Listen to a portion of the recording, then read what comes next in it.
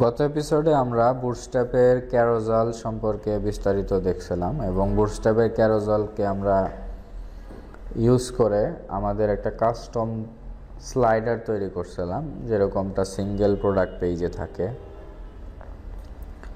তো আমাদের ফাইলটা যদি আমরা ওপেন করি, এটা হচ্ছে আমাদের লেটেস্ট ফাইল ছিল এবং আমরা এই ধরনের স্লাইডার এবং বেসিক যে ক্যারোজালগুলো আছে এগুলো কিন্তু এখন মোটামুটি করে ফেলতে পারবো বুটস্ট্র্যাপ ইউজ করে। তো আজকের এপিসোডে আমরা পরবর্তী যে কম্পোনেন্টসগুলো আছে, যেরকম আমরা যদি ক্লোজ বাটনটা দেখি, এটাতে আসলে বলা হয়েছে কি, জাস্ট এরকম আপনি বাটন কিভাবে তৈরি করতে পারেন।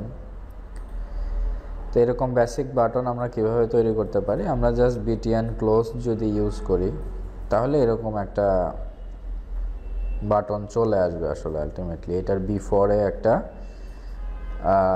এই যে আইকনের মতো চলে আসবে। আসলে এটা একটা ব্যাকগ্রাউন্ড ইমেজ হয়। তো আমরা যদি ধরেন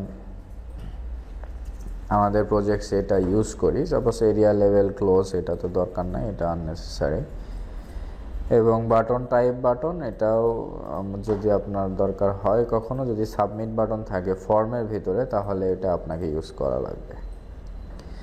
ওকে, তো এখানে আমরা দেখেন এই যে একদম কোণার ভিতরে এখানে কিন্তু ওই ক্লোজটা চলে আসছে। তো আমরা যদি একটু ইন্সপেক্ট করে দেখি তাহলে আমরা দেখতে পাবো যে ওই আইকনটা আসতেছে আসলে একটা ব্যাকগ্রাউন্ড ইমেজ থেকে। এই যে দেখেন, তো জাস্ট আমাদের এই বিটিএন ক্লোজ এই ক্লাসটার কারণে আমাদের এই আইকনটা আমরা এখানে চলে আসছে। তো আমরা এরকম আইকন যদি চাই কখনো, তাহলে আমরা কি করতে পারি, এটা বিটিএন ক্লোজ ইউজ করে এরকম বাটন নিয়ে আসতে পারি।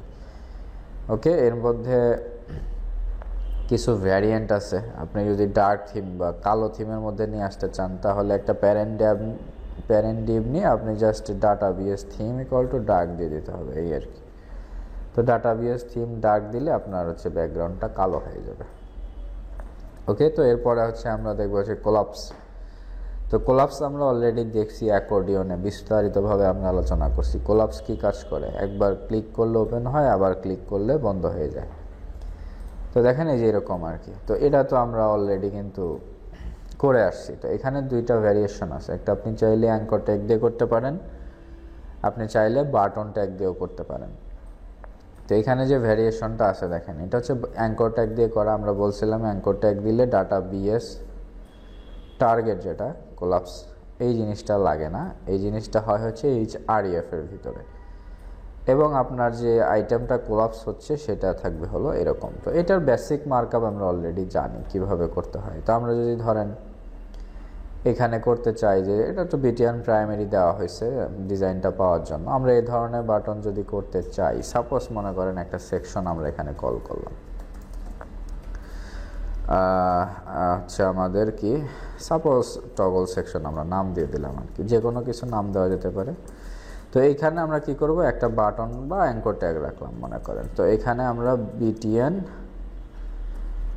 বিটিএন প্রাইমারি ক্লাসটা ইউজ করে আমরা প্রাইমারি একটা বাটন দিয়ে দিলাম। Okay, click here to collapse the content.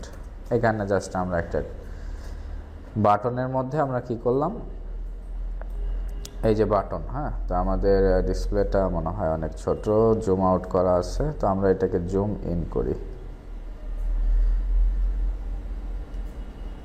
ওকে, তো এই হচ্ছে আমাদের বাটন। এখানে ক্লিক করলে কি হবে, এটার নিচে যে প্যারাগ্রাফটা থাকবে সেটা ওপেন হবে। তো আমরা তো এর নিচে কোনো প্যারাগ্রাফ দেই নাই এখনো, তাহলে আমাদের কি করা লাগবে, এই জায়গায় আমরা ক্লাস দিতে হবে একটা কোলাপস। এটাই, এর ভিতরে আমাদের প্যারাগ্রাফ থাকতে পারে, সাপোজ লোরাম ইপসাম ডলার সিট। এটা আসলে বেসিক ডামি টেক্সট বলা হয় এগুলোকে, লোরাম ইপসাম টেক্সট। যেখানে আপনার কোনো টেক্সট বসবে কিন্তু আপনি জানেন না সেটা কি টেক্সট, সেই জায়গায় আমরা এই ডামি টেক্সটটা ইউজ করি। তো এই ডামি টেক্সট আপনি যদি লিখে সার্চ করেন লোরাম ইপসাম ডামি টেক্সট, তাহলে এই ধরনের টেক্সট আপনি পাবেন। হ্যাঁ, তো এই যে জেনারেটর আছে আপনার এখানে, এই যে এই ধরনের টেক্সট বেসিক্যালি ওয়েবসাইট করা হলে এই যে এখান থেকে এই ধরনের টেক্সটগুলো কপি করে নেওয়া হয়। এগুলো আসলে কোনো মিনিং হয় না, ঠিক আছে। তো এরপরে হচ্ছে আপনার এই যে লোরাম ইপসাম জেনারেটর। তো এইভাবে আপনি আপনার কত পেজ মানে কত লাইন লাগবে, আপনি জাস্ট এখানে দিবেন, সাপোজ 10 লাইন যদি লাগে আপনার, জেনারেট করবেন, জেনারেট করলে এটা জেনারেট হয়ে যাবে, কপি করে আপনি আপনার ওয়েবসাইটে ইউজ করতে পারেন। ম্যাক্সিমাম ক্ষেত্রে ডিজাইনাররা এটা ইউজ করে, কারণ সবসময় ডিজাইনারের হাতে কন্টেন্ট থাকে না। এই যে দেখতে পাচ্ছেন 10টা প্যারাগ্রাফ হয়ে গেছে। তো এই জন্য লোরামিশন ব্যবহার করে। তো ফ্রন্ট এন্ড ডেভেলপার হিসেবে আমাদেরও মাঝে মাঝে করা লাগতে পারে, যদি ক্লায়েন্ট কন্টেন্ট বলে যে আপাতত ডামি কন্টেন্ট ইউজ করো। তো যাই হোক, আমরা এখন যেটা করতেছিলাম, এখানে ক্লিক করলে নিচে প্যারাগ্রাফ বের হবে। তো এই যে লোরাম এপসাম কোলাপসে দেওয়া আছে, কিন্তু এটা কিন্তু রিলোড দিতেছি, এখানে কিন্তু নাই, আমাদের প্যারাগ্রাফটা কিন্তু শো করতেছে না, দেখতে পাচ্ছেন। এটার কারণটা হচ্ছে এই যে কোলাপস, এই ক্লাসটা থাকার কারণে। এটা ক্লাস থাকলে এটা ডিসপ্লে নান হয়ে থাকে। তো এখন আমরা যদি এখানে একটা আইডি ইউজ করি, আইডি সাপোজ প্যারাগ্রাফ বা টেক্সট, যে কোনো একটা আইডি ইউজ করলাম, এবং এই জায়গায় আমাদের কি করতে হবে, টেক্সট ইউজ করতে হবে। তো এখন যদি আমরা দেখি এখানে ক্লিক করলে তারপরেও কিন্তু আমাদের কন্টেন্টটা বের হবে না। এটার কারণটা কি,